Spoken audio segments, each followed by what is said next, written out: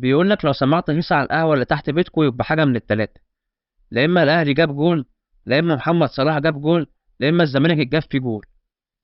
طبعا إحنا بنشوف حاجات شبه كده كتير على السوشيال ميديا، وكمية سف بين الجماهير وخناقات بسبب الكورة. حتة الجلدة دي هي اللي عاملة كل القلق ده. لو بصينا حوالينا هنلاقي إن في مشجعين بيموتوا حرفيا بسبب إن الفريق اللي بيشجعوه خسر، قلبهم يقف من الصدمة ويزعلوا فيموتوا. هو معلش الفرقة اللي بشجعها كسبت أو خسرت، أنا مستفيد إيه؟ ما تولع.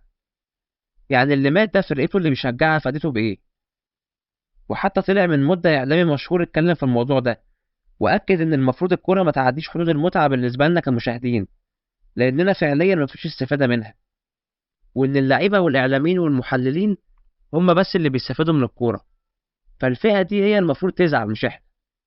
وكمان الموضوع تحول لأننا بقينا بنستمد قوتنا من فرق الكورة، يبقى واحد ملوش لازمة يتخانق مع صاحبه ويقول له إحنا كسبناكوا النهاردة. ده بيشجع السيتي مثلا وصاحبه بيشجع اليونايتد، كل واحد فيهم واهم نفسه إنه منتمي للكيان ده وعايش الدور.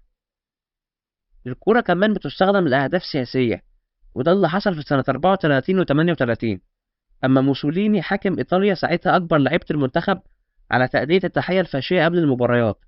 ومش بس كده، قال لهم لا إما الفوز بكأس العالم لا إما الموت، وربنا كتب لهم أمر جديد وفازوا في النسختين بتوع كأس العالم.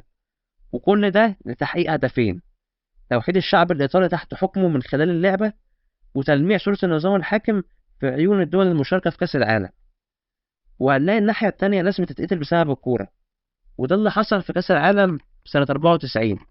أما المافيا الكولومبية ضربت 6 رصاصات على مدافع منتخب كولومبيا إندريس إسكوبار عشان جاب جول في نفسه وتسبب في خروج منتخبه من البطولة.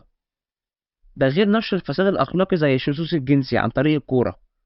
أصل في حوالي 4 مليار واحد بيتفرجوا على الماتشات، يعني نص الكوكب، فبيستغلوا العدد ده في ترويج أي حاجة هم عايزينها. وفي حاجة مهمة أوي، اعمل سبسكرايب وأقولك عليها. دلوقتي أنا بشجع كورة ومنتخب عربي بيلعب الأرجنتين على سبيل المثال، أروح أشجع الأرجنتين ضد المنتخب العربي عشان ميسي؟ هو أي نعم التشجيع ده مش هيفرق في حاجة في أرض الواقع، بس منظرنا قدام نفسنا إيه؟ يلا ما علينا.